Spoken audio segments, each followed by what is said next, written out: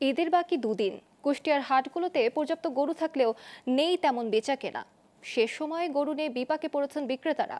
ক্রেতাদের দাবি, হাটে পর্যাপ্ত গরু থাকলেও দাম অনেক বেশি, তাই ইচ্ছে থাকলেও গরু কিনতে পারছেন না তারা। কুষ্টিয়া থেকে সনি আজমের তথ্যচিত্রের ডেস্ক রিপোর্ট। কোরবানির ঈদকে সামনে রেখে এবছর কুষ্টিয়ায় স্থায়ী ও অস্থায়ী মিলিয়ে পশুর হাট বসেছে ২৬টির মতো। হাটগুলোতে গরু উঠেছে পর্যাপ্ত, তবে একেবারেই নেই বেচাকেনা। জেলার সকল হাটগুলোতেই বেচাকেনার অবস্থা একই রকম। গরু কিনতে আসছে না জেলার বাইরের ক্রেতারাও। ফলে গরু নিয়ে হাটে আসা বিক্রেতারা পড়েছেন চরম বিপাকে। তারা বলছেন, এবারের কোরবানির হাটে ক্রেতার সংখ্যা কম, তাই বেচা বিক্রিও হচ্ছে কম। এবছরে চাষি পয়সা পাচ্ছে না, ব্যবসায়িক কিনলে ব্যবসায়িক পয়সা পাচ্ছে না, কিনলে বেচতে পাচ্ছে না, বেচলে কিনতে পাচ্ছে না। চাষির ঘরে দেয়, ব্যবসায়িক ঘরও তাড়ছে। চারিদিকে গরুর যে দাম ছিল তার থেকে মনে করেন ৩০,০০০ কম।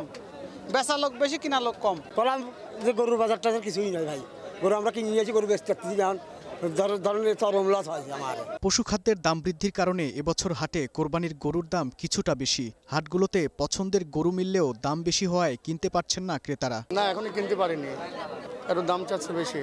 এখন তো ব্যাপারের আমদানি একটু বেশি, এতবেল ব্যাপারের আমদানি ছিল না, এখন বর্তমান গরুর বাজার একটু বেশি। হাট মালিকরা বলছেন, হাটে পর্যাপ্ত গরুর আমদানি থাকলেও বেচাকেনা একেবারেই নেই, তাই হতাশ তারাও। বেচাকেনা খুব কম, ক্রেতা নাই।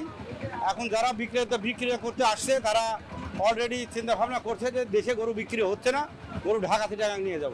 আমি এখানে গেটের মুখে দাঁড়াই আছি, এখানে কোনো গরু কিনে কেউ নিয়ে যাচ্ছে না। আর পশুর হাট ঘিরে যে কোনো অনাকাঙ্ক্ষিত ঘটনা এড়াতে সার্বক্ষণিক নিরাপত্তায় কাজ করছে পুলিশ।